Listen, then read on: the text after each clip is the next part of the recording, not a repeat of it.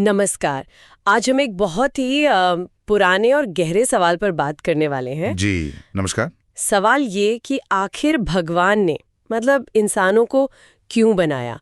क्या ये बस यूं ही है, कोई ब्रह्मांडीय खेल, या फिर कोई गहरा मतलब है इसके पीछे? हाँ, ये प्रश्न तो बुनियादी है। सदियों से दर्शन और अध्यात्म में इस पर विचार होता आया है। हर कोई सोचता है कभी न कभी। बिल्कुल।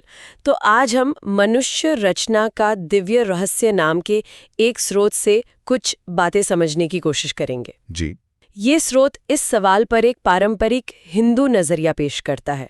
तो आज हम बस ये देखेंगे कि ये स्रोत क्या कहता है। ठीक है। सृष्टि कैसे बनी, इंसान इतना खास क्यों है, और हमारी जिंदगी का आखिर मकसद क्या है इस स्रोत के हिसाब से। बस इसी पर फोकस रखेंगे। हाँ, ये जरूरी है कि हम सिर्फ इस स्रोत के नजरिए को समझने की कोशिश कर रहे हैं, इसमें अपने विचार नहीं मिला रहे हैं। सही बात है।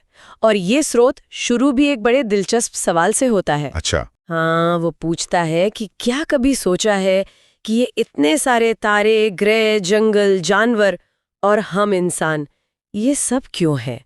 क्या ये सब बस भगवान के मनोरंजन के लिए है या कोई गहरा राज है? बढ़िया सवाल है शुरू करने के लिए। तो चलिए इसी को समझने की कोशिश करते हैं इस स्रोत के सहारे। तो स्रोत हमें बिल्कुल शुरुआत में ले जाता है। पुराणों के हिसाब से सृष्टि की शुरुआत कहाँ से? जब कुछ नहीं था। हाँ बिल्कुल, वो अवस्था जब कुछ भी प्रकट नहीं था, सिर्फ एक चेतना, निराकार, निरपेक्ष। उसे ही परमात्मा कहा गया है। परमात्मा मतलब वो परम सत्ता, अकेली, अपने आप में पूरी। जी, जिसे किसी चीज की जरूरत नहीं थी। फिर स्रोत बताता है उसी चेतना में एक इच्छा जगी। इच्छा? कैसी इच्छा? स्वयं को जानने की। मैं कौन हूं, ये सवाल उठा। पर ये अज्ञान वाला सवाल नहीं था। अच्छा, तो फिर?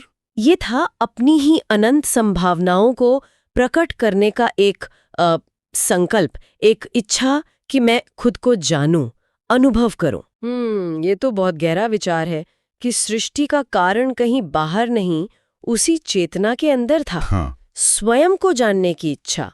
और स्रोत के अनुसार इसी इच्छा से शक्ति पैदा हुई। शक्ति? हाँ, शक्ति।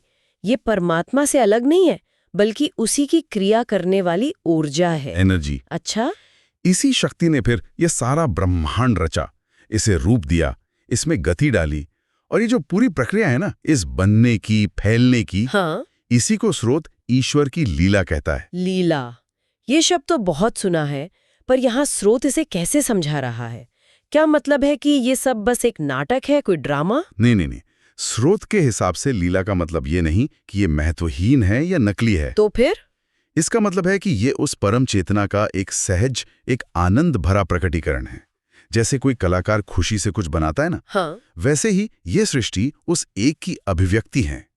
खेल जरूर है, पर एक दिव्य खेल, जिसके मायने हैं, जिसमें हर चीज का, हर घटना का अपना रोल है। मतलब ये सब उसी एक परम सत्य के अलग अलग रूप है। बिल्कुल, उसी का अलग अलग ढंग से प्रकट होना। ठीक है। तो अगर ये सारी सृष्टि उसी एक की लीला है, उसी की अभिव्यक्ति है, तो फिर इसमें हम इंसानों को इतना खास क्यों माना गया है? हाँ। मतलब इतने सारे जीव जंतु हैं, पेड़ पौधे हैं, इतनी वैरायटी है, फिर इंसानी अलग क्यों? स्रोत क्या कहता है इस पर? हाँ, ये बहुत जरूरी सवाल है, और स्रोत इस पर काफी कुछ कहता है। वो बताता है कि 84 लाख योनियों का जो ये चक्र है ना, हाँ, सुना है। उसमें मनुष्य योनि को एक खास, एक यूनिक जगह मिली है। ऐसा नहीं कि बाकी जीव बेकार है? बिल्कुल नहीं। तो फिर क्या खास है? लेकिन मनुष्य में कुछ ऐसी काबिलियतें हैं, कुछ क्षमताएं हैं, जो उसे बाकियों से अलग करती हैं और एक खास जिम्मेदारी भी देती हैं। अच्छा, कौन सी क्षमताएं? स्रोत 3 चीजों पर जोर देता है। पहली, सोचने की शक्ति, मतलब विचार करना, तर्क करना, विश्लेषण करना, गहरे ज्ञान को समझना। ठीक है, सोचने की शक्ति। दूसरी, सही जगत का ज्ञान, जिसे हम विवेक कह सकते हैं। नैतिक समझ, क्या सही है, क्या गलत, धर्म क्या, अधर्म क्या, ये समझने की ताकत। विवेक। और तीसरी? और तीसरी, जो शायद सबसे अहम है, वो है भक्ति करने की क्षमता। ईश्वर के लिए प्रेम, श्रद्धा, समर्पण, उसके साथ एक रिश्ता बनाने की योग्यता। सोचने की शक्ति, नैतिक विवेक और ईश्वर से जुड़ने की क्षमता, भक्ति। हाँ, ये तो इंसान को खास बनाती हैं। जी। पर स्रोत इन क्षमताओं को हमारे जीवन के उद्देश्य से कैसे जोड़ता है? क्या ये बस हमें बाकी जीवों से बेहतर महसूस कराने के लिए है? नहीं नहीं, ऐसा बिल्कुल नहीं। स्रोत इन क्षमताओं को सीधे जीवन के असली लक्ष्य से जोड़ता है। कैसे? वो श्रीमद् भागवत पुराण की एक बहुत महत्वपूर्ण बात का जिक्र करता है। एक श्लोक है, मनुष्य शरीर दुर्लभ है, यही आत्मा की मुक्ति का साधन है। दुर्लभ है और मुक्ति का साधन, इसका क्या मतलब हुआ? दुर्लभ क्यों और साधन किस चीज का? दुर्लभ इसलिए क्योंकि स्रोत के अनुसार आत्मा पता नहीं कितनी योनियों में भटकने के बाद बहुत पुण्य जमा करके ये मानव शरीर पाती है। ये कोई एक्सीडेंट नहीं है। अच्छा। और साधन का मतलब है कि ये मानव जीवन अपनी इन खासियतों के साथ सोचना, विवेक, भक्ति, ये आत्मा के लिए एक मौका है, एक टूल है। किस चीज का टूल? जिसके इस्तेमाल से आत्मा अपने असली रूप को पहचान सकती है और ये जो जन्म मरण का अंतहीन चक्कर है ना, इससे बाहर निकल सकती है, मतलब मुक्ति पा सकती है। ओह, तो ये क्षमताएं सिर्फ दिमागी या इमोशनल चीजें नहीं हैं? नहीं, ये आध्यात्मिक तरक्की के लिए दिए गए औजार हैं, ऐसा स्रोत कहता है। यानी मनुष्य जीवन एक मौका है, एक दुर्लभ मौका, बिल्कुल जिसका सही इस्तेमाल करके आत्मा अपनी मंजिल पा सकती है। बिल्कुल। तो अगर सिर्फ जीना, खाना पीना, बच्चे पैदा करना और मर जाना ही लक्ष्य नहीं है, नहीं है, तो फिर इस जीवन का असली उद्देश्य क्या है? स्रोत क्या बताता है? स्रोत बहुत साफ कहता है कि मनुष्य जीवन का सबसे बड़ा लक्ष्य है आत्म साक्षात्कार, सेल्फ रियलाइजेशन। आत्म साक्षात्कार मतलब अपने अंदर ही उस परमात्मा के अंश को पहचानना, ये जानना कि मैं कौन हूं, उस गहरे आध्यात्मिक लेवल पर। ये जिंदगी, इसके सारे अनुभव, सुख दुख, कामयाबी नाकामयाबी, ये सब बस बाहरी घटनाएं नहीं हैं। तो फिर ये क्या है अगर सिर्फ घटनाएं नहीं? स्रोत इन्हें आत्मा के विकास के लिए, उसकी शुद्धि के लिए एक तरह की स्कूल या परीक्षा मानता है। परीक्षा? हाँ, हर अनुभव, चाहे वो हमें अच्छा लगे या बुरा, आत्मा को कुछ सिखाने आता है, उसे मजबूत बनाने, उसके वहम दूर करने और उसे उसके असली स्वरूप के पास ले जाने का एक मौका है। ये पूरी जिंदगी एक सीखने की प्रक्रिया है। इसी सिलसिले में स्रोत गीता का भी जिक्र करता है। हाँ। कृष्ण कहते हैं, कर्म ही मनुष्य का धर्म है। जी हाँ। आम तौर पर तो कर्म का मतलब काम, एक्शन होता है। क्या स्रोत यही मतलब लेता है? स्रोत यहाँ कर्म को ज्यादा बड़े अर्थ में देखता है।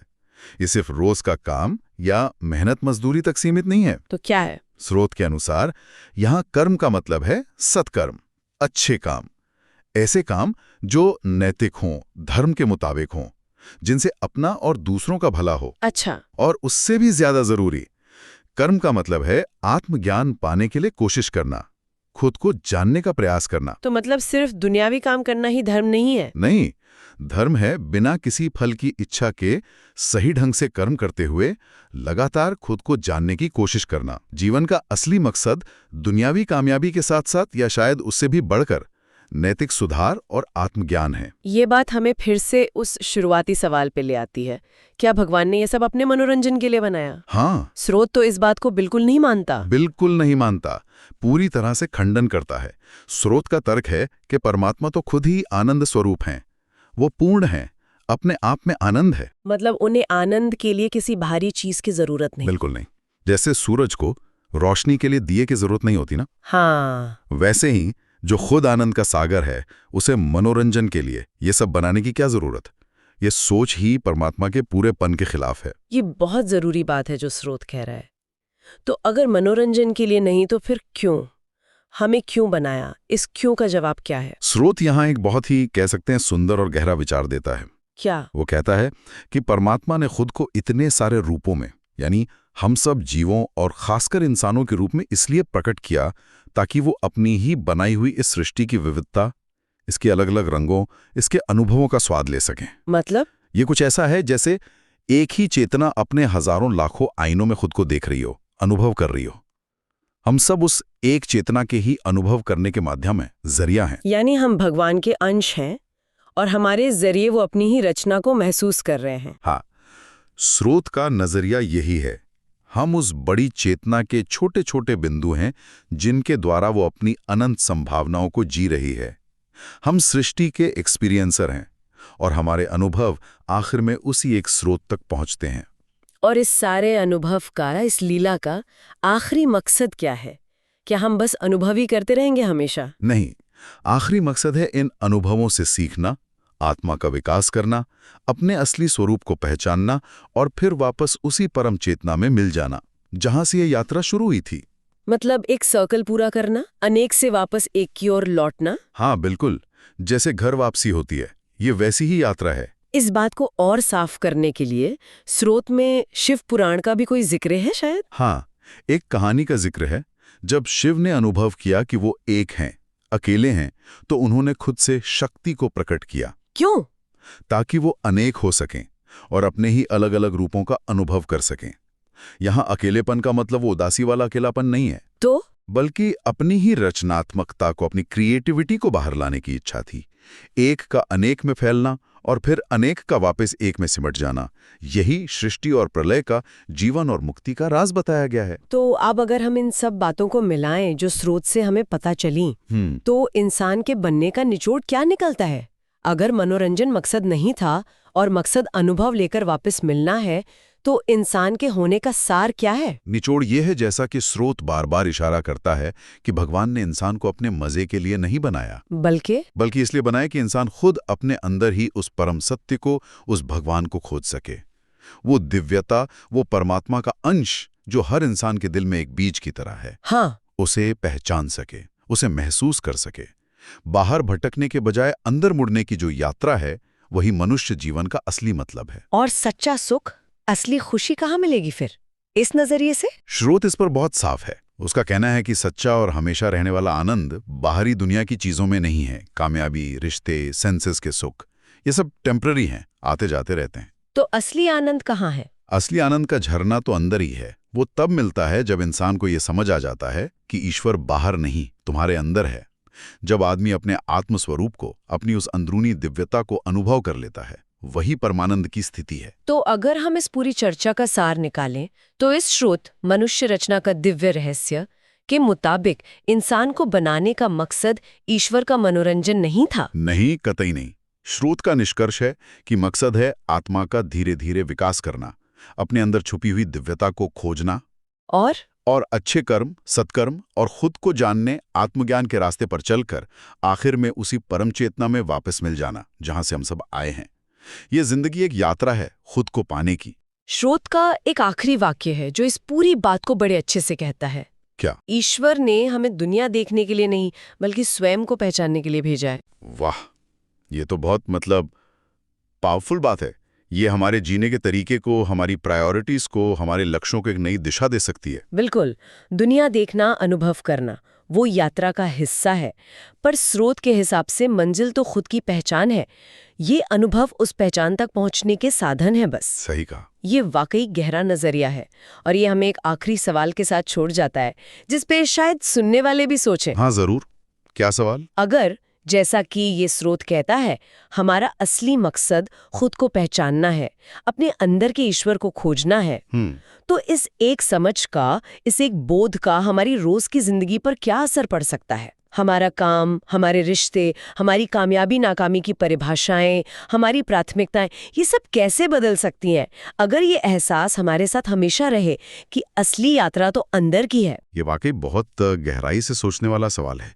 ये हमें अपनी रोज की भागदौड़ में एक पल रुककर ये पूछने पर मजबूर करता है कि हम जो कुछ भी कर रहे हैं, हमारी नौकरी, हमारे शौक, हमारे रिश्ते, क्या वो किसी भी तरह से हमें अपने असली मकसद यानी खुद की खोज के करीब ला रहे हैं, या कहीं हम बाहर की चीजों में इतने उलझ गए हैं कि अंदर की यात्रा शुरू ही नहीं की? बिल्कुल।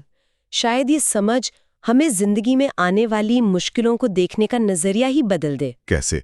हो सकता है हम उन्हें रुकावटों की जगह आत्मा को मजबूत बनाने वाले, कुछ सीखने वाले मौके की तरह देखें, जैसा स्रोत इशारा कर रहा था। हाँ, ये संभव है। और शायद ये हमें दूसरों के साथ भी ज्यादा हमदर्दी और समझ से पेश आने में मदद करें। वो कैसे? अगर हम ये याद रखें कि हर इंसान के अंदर वही दिव्य अंश है और हर कोई अपनी एक अलग आध्यात्मिक यात्रा पर है, तो शायद हमारे आपसी रिश्ते भी ज्यादा गहरे और मीनिंगफुल हो सकते हैं। तो ये थी हमारी आज की चर्चा, मनुष्य रचना का दिव्य रहस्य, स्रोत के आधार पर इस पुराने सवाल पर कि भगवान ने इंसान को क्यों बनाया। जी। उम्मीद है कि स्रोत के इन विचारों का ये विश्लेषण आप सबके लिए जानकारी भरा और सोचने पर मजबूर करने वाला रहा होगा। निश्चित रूप से ये एक ऐसा विषय है जिस पर सोचने की कोई सीमा नहीं है। और ये स्रोत हमें उस सोच के लिए एक बहुत महत्वपूर्ण दिशा दिखाता है।